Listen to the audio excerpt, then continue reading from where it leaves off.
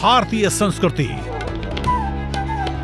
रंगों का संगम, भावों का समंदर, इतिहास की गाथा, परंपराओं की ज्वाला और धरोहर का अथाह सागर है। हमारी संस्कृति देश की सॉफ्ट पावर का सबसे मजबूत हस्ताक्षर है।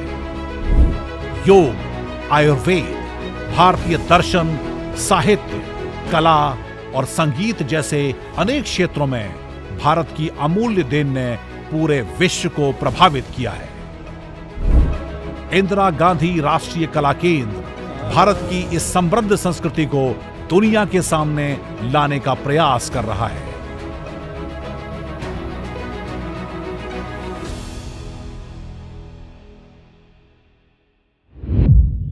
नमस्कार, स्वागत है आप सभी का इंदिरा गांधी राष्ट्रीय कला केंद्र संस्कृति मंत्रालय की इस खास साप्ताहिक प्रस्तुति में। दुनिया को वसुदैव कुटुंबकम का संदेश देने वाली भारतीय संस्कृति की बात ही अनूठी है। ये उस ज्ञान परंपरा की वाहक है जिसमें ऊंच नीच का कोई भेद नहीं, समानता और स्वतंत्रता का विचार इसके मूल में है। आईजीएनसीए भारत की इसी समृद्ध संस्कृति को सहेजने और इसे आगे बढ़ाने का दायित्व बखूबी निभा रहा है। इसी परंपरा में एक महत्वपूर्ण प्रयास है संस्कृति संवाद, जिसे साथ मिला है प्रसार भारती और दूरदर्शन का। इसमें हर हफ्ते हम आपको दिखाते हैं भारत की संस्कृति के विविध रंगों को। तो आइए शुरू करते हैं आज का सफर। सबसे पहले नजर डालते हैं आज की झलकियों पर। मैं भारत के बारे में थोड़ा बहुत जानता हूँ, तो मैं कह सकता हूँ कि यहाँ गुरु का जो भाव है वो आकाश जैसा है।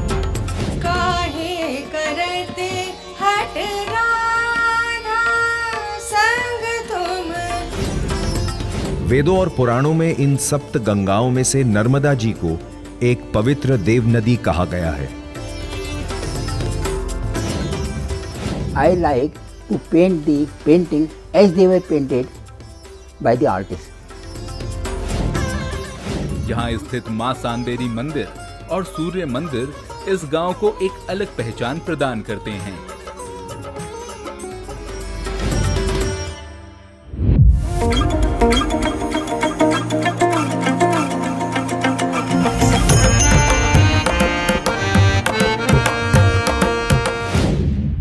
संस्कृति मंत्रालय का अग्रणी संस्थान आईजीएनसीए अपने मुख्यालय और क्षेत्रीय केंद्रों पर हर हफ्ते बुक लॉन्च, पेंटिंग प्रदर्शनी, अपने क्षेत्र के विशेषज्ञों द्वारा किसी विषय पर टॉक शो, सेमिनार और अपनी फील्ड में उत्कृष्ट योगदान देने वाले शख्सियतों की स्मृति में मेमोरियल लेक्चर और विशेष सांस्कृतिक समारोह का आयोजन करता है।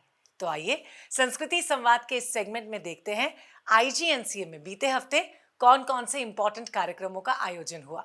एक नजर डाल लेते हैं सुर्खियों पर। इंदिरा गांधी राष्ट्रीय कला केंद्र के कलाकोश प्रभाग के प्रतिष्ठा दिवस पर केंद्र की अर्धवार्षिक पत्रिका कला कल्प के गुरु पूर्णिमा अंक और इसके साथ 9 महत्वपूर्ण पुस्तकों का लोकार्पण किया गया। कार्यक्रम में उज्जैन के सांस्कृतिक और ऐतिहासिक महत्व पर आधारित film Ujjain the abode of Mahakal का भी प्रदर्शन हुआ। आईजीएनसीए के अध्यक्ष राम बहादुर राय ने गुरु पूर्णिमा का महत्व बताते हुए गुरु पूर्णिमा के असीम भाव को रेखांकित किया। मैं ये मानता हूँ कि ये गुरु पूर्णिमा का भाव है वो असीम है, लेकिन मैं भारत के बारे में थोड़ा बहुत जानता हूँ, तो मैं कह सकता हूँ कि यहाँ गुरु का जो भाव है वो आकाश जैसा है। आईजीएनसीए के सदस्य सचिव डॉक्टर सच्चिदानंद जोशी ने पुस्तकों के भविष्य में महत्वपूर्ण दस्तावेज बनने की बात कही। जब कभी आपको संदर्भ विकसित करना है, जब कभी आपको संदर्भ के माध्यम से कोई बात पुष्ट करनी है, तो निश्चित तौर पर आपको ऐसे ग्रंथों की आवश्यकता पड़ती है, जो काम इंदिरा गांधी राष्ट्रीय कला केंद्र का कलाकोश विभाग पिछले कई वर्षों से सतत कर रहा है। ये किताबें आज भले ही आपको किताब लग रही हैं, आज से 100 साल बाद, 150 साल बाद यही पुस्तकें महत्वपूर्ण पांडुलिपियों के रूप में समाज में उपलब्ध रहेंगी। व्याख्यान में मुख्य वक्ता प्रोफेसर रजनीश कुमार ने भारत की ज्ञान केंद्रित संस्कृति पर प्रकाश डाला। भारत, जैसा कि कहा गया कि यह ज्ञान केंद्रित संस्कृति है। ज्ञान के केंद्र में होने से बहुत सारी बातें बदल जाती हैं या कहें कि उनमें एक तारतम्य आ जाता है। पहली चीज़ तो ये कि जब ज्ञान केंद्र में है तो ज्ञान की सर्वोपरि प्रतिष्ठा अपनी संस्कृति में हमें देखने को मिलती है, और इसीलिए भगवद गीता में भगवान कहते हैं नहीं ज्ञानेन सदृशम पवित्रम इह विद्यते, कि ज्ञान के सदृश पवित्र करने वाला कोई दूसरा उपादान नहीं, ज्ञान सर्वोपरि है। काशी की बौद्धिक परंपरा को जीवित रखते हुए इंदिरा गांधी राष्ट्रीय कला केंद्र के क्षेत्रीय केंद्र वाराणसी ने एक विशेष स्मृति व्याख्यान का आयोजन किया। ये आयोजन पद्म भूषण पंडित दलसुख भाई मालवणिया जी की स्मृति में उनकी जन्मतिथि पर किया गया। व्याख्यान का विषय था गणधरवाद के परिप्रेक्ष्य में पंडित दलसुख भाई मालवणिया जी की साधना। मुख्य वक्ता थे प्रोफेसर श्रेयांश कुमार सिंघाई और कार्यक्रम की अध्यक्षता की प्रोफेसर मुकुल राज मेहता ने। पंडित दलसुख भाई की स्मृति में एक लघु पुस्तिका का भी लोकार्पण किया गया। आईजीएनसी के क्षेत्रीय केंद्र बेंगलुरु ने नायकांत रंग नामक 4 दिवसीय मनोरम अष्टपदी कार्यशाला का आयोजन किया। कार्यशाला का संचालन भरतनाट्यम की विशेषज्ञ डॉक्टर रश्मि प्रसाद ने किया।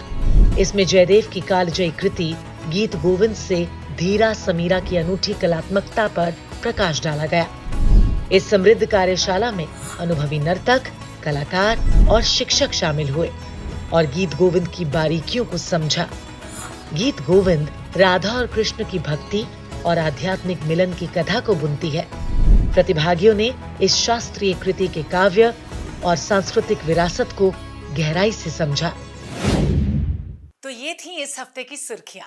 अब रुक करते हैं अगले सेगमेंट का। संगीत शब्द सुनते ही ना मन में आनंद की तरंगे उठने लगती हैं, और बात अगर शास्त्रीय संगीत की हो तो फिर तो कहने ही क्या। शास्त्रीय संगीत भारत की अनमोल सांस्कृतिक विरासत है। वैश्वीकरण और आधुनिकता के इस युग में जहां कई परंपराएं छूटती जा रही हैं, भारतीय शास्त्रीय संगीत अभी भी प्रासंगिक बना हुआ है। न सिर्फ भारत में बल्कि पूरी दुनिया में इसकी एक विशिष्ट पहचान है। युवा पीढ़ी इस गौरवशाली परंपरा को आगे बढ़ा रही है। सांस्कृतिक प्रस्तुति में आज सुनिए प्रसिद्ध शास्त्रीय गायिका देवकी पंडित को। उन्होंने ये प्रस्तुति 21 मार्च साल 2023 को इंदिरा गांधी राष्ट्रीय कला केंद्र के 36वें स्थापना दिवस के अवसर पर दी थी। उनकी आवाज में ऐसी मिठास है जो सुनने वालों को अभिभूत कर देती है।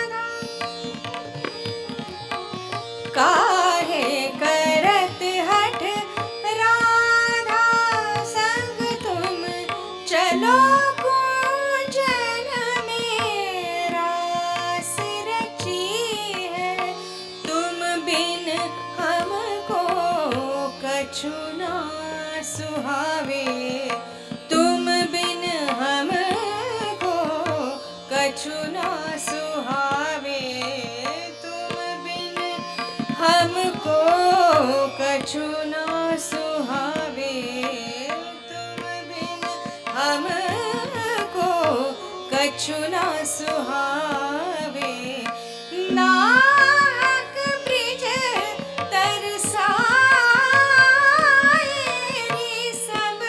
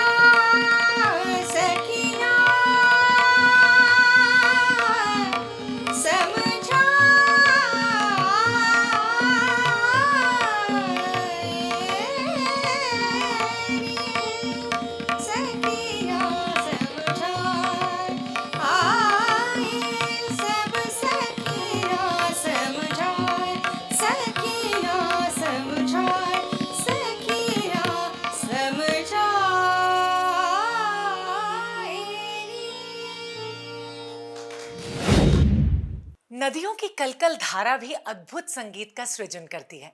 हमारे देश में नदियों को जीवनदायिनी कहा जाता है। इसीलिए गंगा, यमुना, सरस्वती, नर्मदा और अनेक नदियों को मां का दर्जा दिया गया है। भारत की सबसे पवित्र नदियों में से एक है नर्मदा, जिसे रीवा के नाम से भी जाना जाता है। मध्य प्रदेश, महाराष्ट्र और गुजरात से होकर बहने वाली नर्मदा भारत की 5वीं सबसे लंबी नदी है। नर्मदा नदी मध्य प्रदेश के अनूपपुर जिले में स्थित अमरकंटक से निकली है। मां नर्मदा की स्तुति नर्मदाष्टक में शंकराचार्य ने लिखा है, सर्व तीर्थ नायकम, यानी सभी तीर्थों में नर्मदा सर्वप्रथम है। सिने सर्कल के आज के सेगमेंट में हम आपको दिखा रहे हैं मां नर्मदा पर बेस्ड फिल्म देव नदी नर्मदा।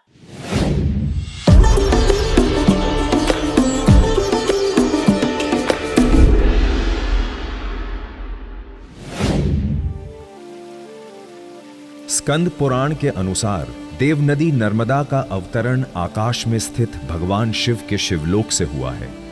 इसीलिए जो लोग नर्मदा और अमरकंटक की यात्रा करते हैं वे ब्रह्मा, विष्णु और शिव लोकों में विहार करते हैं। गंगे च यमुने चैव गोदावरी सरस्वती नर्मदा सिंधु कावेरी जलेस्मिन सन्निधिम कुरु। वेदों और पुराणों में इन सप्त गंगाओं में से नर्मदा जी को एक पवित्र देव नदी कहा गया है। मध्य प्रदेश के अमरकंटक से निकलकर गुजरात के भरूच के पास अरब सागर की खंबात खाड़ी में विलय होने तक नर्मदा नदी लगभग 1312 किलोमीटर का लंबा सफर तय करती है। ये गोदावरी और कृष्णा नदी के बाद भारत के अंदर बहने वाली तीसरी सबसे बड़ी नदी है, जबकि भारतीय प्रायद्वीप में बहने वाली 5वीं सबसे बड़ी नदी है। नर्मदा उद्गम कुंड। नर्मदा कुंड नर्मदा का उद्गम स्थल है। यहीं से नर्मदा प्रवाहमान होती है।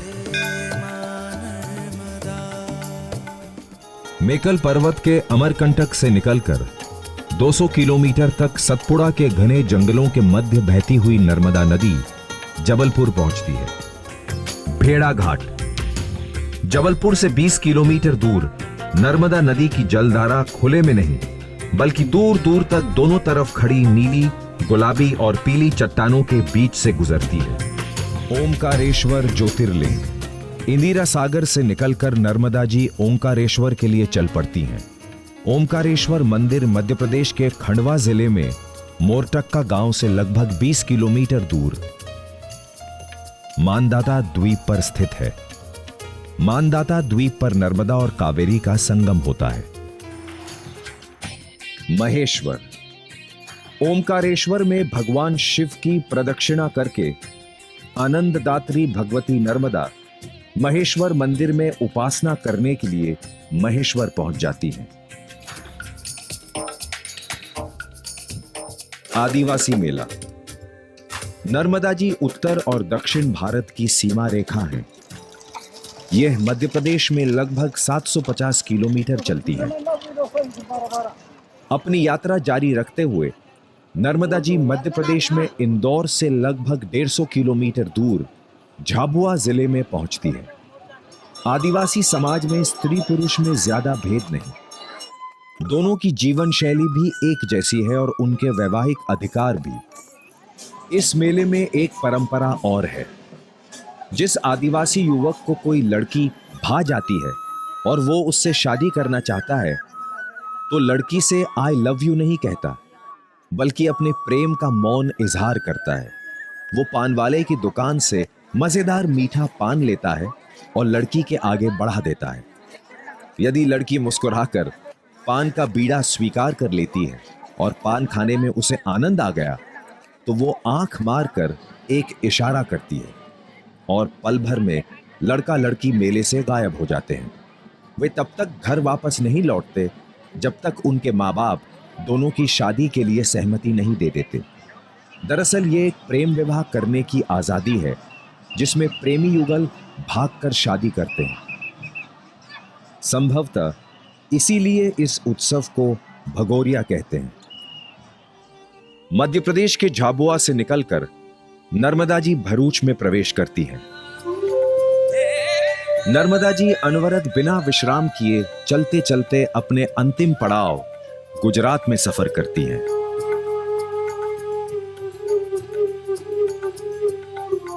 गुजरात के केवड़िया क्षेत्र में नर्मदा नदी पर बना हुआ सरदार सरोवर बांध अमेरिका के ग्रैंड कॉली बांध के बाद दुनिया का दूसरा सबसे बड़ा बांध है। माननीय मोदी जी ने इस बांध से 3.2 किलोमीटर दूर साधु बेट स्थान पर लौह पुरुष सरदार वल्लभ भाई पटेल की 597 फीट ऊंची स्टैच्यू ऑफ यूनिटी प्रतिमा का भी शिलान्यास किया है। अरब सागर की खंबात खाड़ी में नर्मदा का सबसे विस्तृत और विस्मित करने वाला संगम होता है। ऐसा लगता है मानो आत्मा से परमात्मा का महामिलन हो रहा है।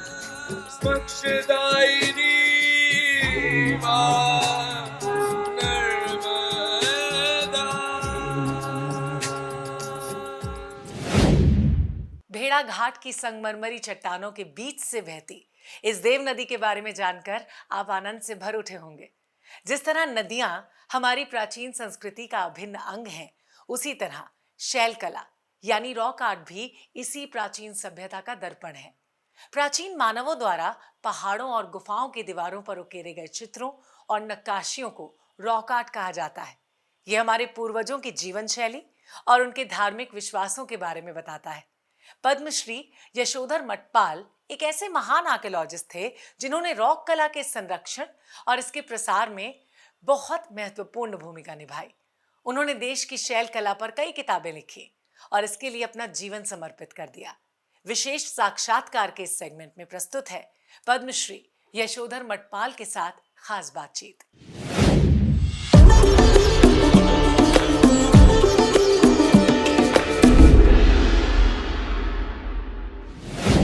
Rock art is a term used for all the artistic expressions found on bare rock surfaces. They may be either painted or engraved on the rocks.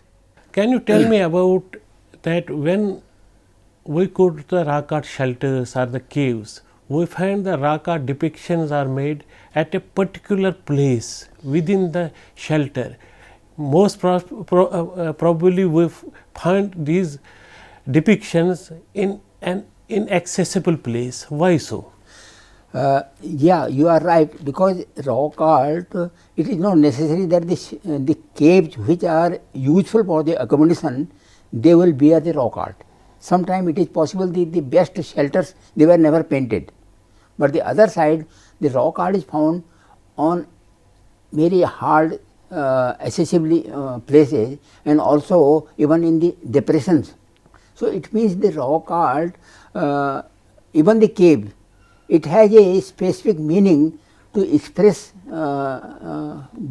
his creations, and it was a particular area, and you will see there are so many superimpositions. It is because a particular surface was used and reused for generations.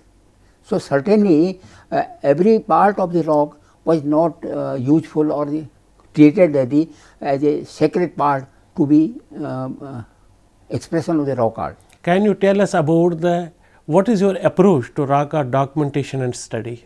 You know, rock art, even the rock artists, they spend the considerable time to paint the painting.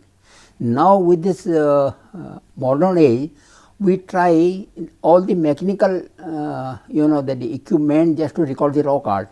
And my thinking is, you spend as much time as to study the rock art and to see it closer, then you understand the rock art better. So I have been by nature an artist, and I like to paint the painting as they were painted by the artist. So certainly it was a time consuming technique, but I have the very wonderful results, because when you take snaps for recording, then you sometimes you miss many things which you cannot understand. We should spend more time before documentation, the entire composition and the in the stages where the painting were found and why they have painted. You should spend more time studying the art than documentation. If you see my life, I am living like the ancient Indian sages they were living. I have a small cottage. I cook myself. That with the fuel, I don't use this gas, all the thing. And at 8 in the morning, I am ready in my studio to work for the whole day, and I have worked for 18 hours per day.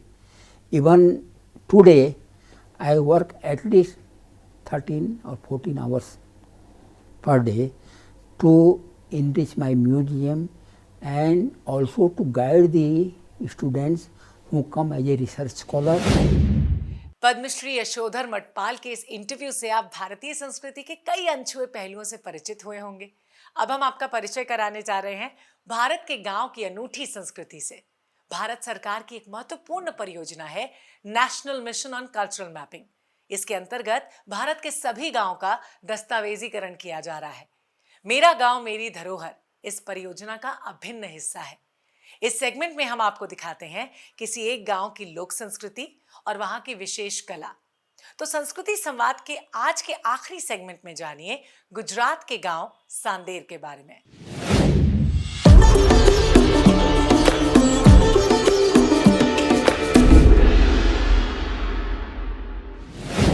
सांदेर गांव गुजरात राज्य के पाटन जिले में स्थित है। यहाँ स्थित मां सांदेरी मंदिर और सूर्य मंदिर इस गांव को एक अलग पहचान प्रदान करते हैं। सन 2011 में हुई जनगणना के अनुसार गांव में कुल 1216 घर हैं और यहाँ की कुल जनसंख्या 4940 है। यहाँ स्थानीय रूप से गुजराती भाषा बोली जाती है। गांव की साक्षरता दर 93.91% है। सांदेर में स्थित सामुदायिक स्वास्थ्य केंद्र स्थानीय निवासियों के साथ साथ आसपास के क्षेत्र के लोगों को भी स्वास्थ्य सुविधाएं उपलब्ध करवा रहा है।